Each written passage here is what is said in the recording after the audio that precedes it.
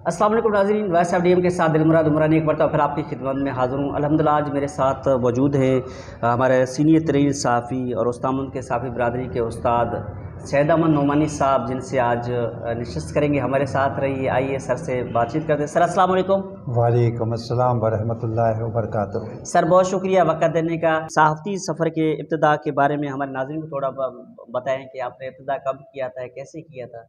جزاک اللہ، میں بہت مشکور ہوں آپ کا، اپنا دلمراد عمرانی صاحب۔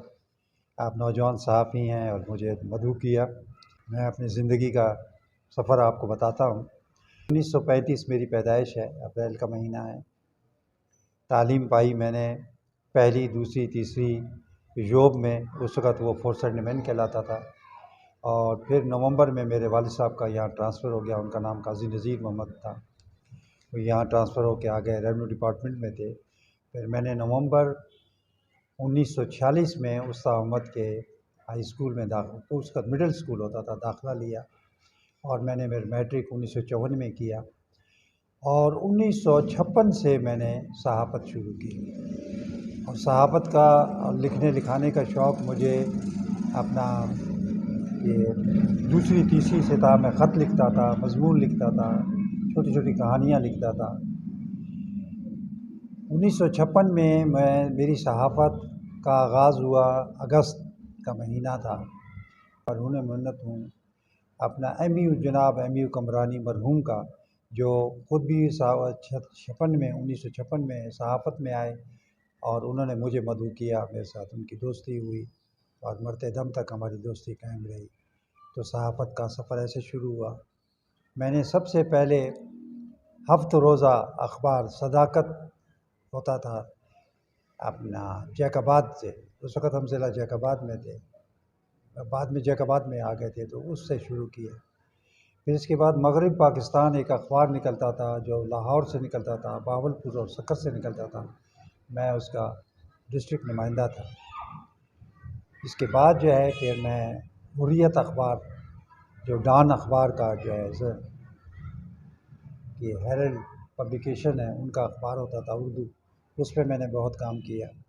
میں نے انتخاب کوئٹہ میں بھی ہمارے محترم انور ساجدی صاحب کے کہنے پہ ان کا ڈویژنل نمائندہ بنا، اور اس کے بعد پھر میں نے نمائندگی چھوڑ دی اور میں نے مضمون لکھنے شروع کر دیے۔ پھر میں مضمون لکھا کرتا تھا، اور اس ضمن میں یہ بھی بتاؤں آپ کو کہ میں نے 1973 میں استا احمد سے ایک اخبار، ہفت روزہ اخبار نکالا تھا، جس کا نام تھا قائد۔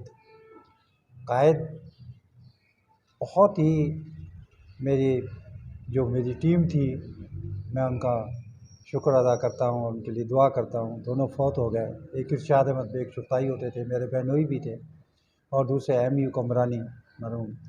ان دونوں کی مدد سے وہ اخبار بہت ہی اچھے لیول پہ تھا، اور میں اتنا بھی فخر سے کہتا ہوں، جو ہمارے علاقے میں تو جو جمالی صاحبان، عمرانی صاحبان یا اور دوسری قوم کے لوگ، رند برادری یہ بہت پسند کرتی تھی، شہری بہت پسند کرتے تھے، لیکن نواب اکبر خان بگٹی شہید اس کے بہت مداح تھے، ان کو بہت پسند کرتے تھے۔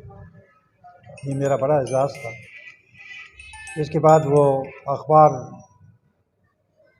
پیسوں کی وجہ سے بھی، مالی مشکلات کی وجہ سے بھی میری طبیعت تھی کہ میں بند کر دوں، میں بجائے یہ کہ اپنا لوگوں کے پاس جاؤں اور ان سے چندے مانگوں، مجھے وہ پسند نہیں تھا۔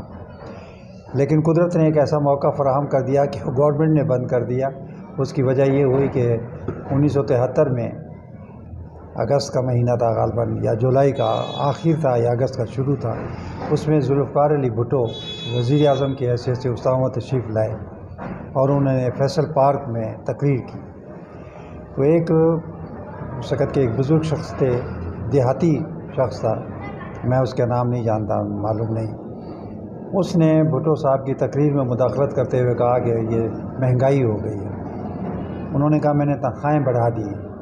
پھر اس شخص نے کہا کہ اپنی وہ جو دیہات سے آیا تھا، سامان وغیرہ لے کے جا رہا تھا یہاں سے، اپنا سبزی وغیرہ اور دوسری چیزیں، ان میں سے پیاز نکال کے بھٹو صاحب کو دکھایا کہ یہ بھی 3.5 روپے ہو گیا۔ یہ 1973 میں پیاز 3.5 روپے بہت بڑی بات تھی، جبکہ 3.5 روپے ہمارے 5 دن چلتے تھے، مہنگائی نہیں تھی۔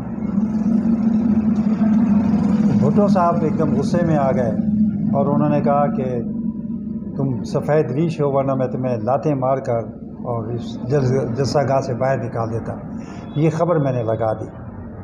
اس کے خبر لگنے کے بعد مجھے کوئٹہ جانا ہوا تو انفارمیشن جو ڈائریکٹر تھے مصطفیٰ حیدر جتوئی، یہ بہت مشہور ایک اپنا ہاری لیڈر غلام مصطفیٰ یہ حیدر جتوئی، غلام حیدر جتوئی کے نام سے بہت مشہور لیڈر تھے. ہمیشہ حکومت کی مخالفت کرتے تھے، اچھی اچھی باتیں کرتے تھے اور جیل میں جاتے تھے. ان کے صاحبزادے تھے. انہوں نے کہا یار میں تو تمہیں مصطفیٰ احمد سے بلانے والا تھا، تم تو اچھا ہوا آ گئے یہاں بیٹھے. سر حکم کوئی خاص بات؟ کہا یہ اس خبر کی تردید کر دو. میں نے کہا نہیں، میں اس خبر کی تردید نہیں کروں گا کیونکہ بھٹو صاحب نے یہ فرمایا تھا اور آپ اس جلسے میں موجود تھے. خیر ہماری تکرار سی ہوئی. میں نے کہا میں نے انکار کر دیا. بس بات ختم ہو گئی. انہوں نے پریس کو، جس پریس میں میرا اخبار چھپتا تھا، اس کو منع کر دیا کہ بھئی ان کا اخبار نہ شائع کیا جائے. اس طریقے سے میرا اخبار بند ہو گیا. صحافت ایسے کی بڑی مشکل دور تھا. ایوب خان کا دور تھا، اس کی بڑی گرفت تھی، بڑے کالے قوانین تھے اور ذرا سی ہماری حکومت کے خلاف اگر ہماری خبر ہوتی تھی اس پہ ایکشن ہو جاتا تھا، اس پہ گرفتاریاں ہوتی تھیں اور بہت ہی صحافیوں پہ ظلم کا دور تھا. اللہ کا شکر ہے آج آپ آزاد سر بہت صحافت شکریہ. کر رہے ہیں.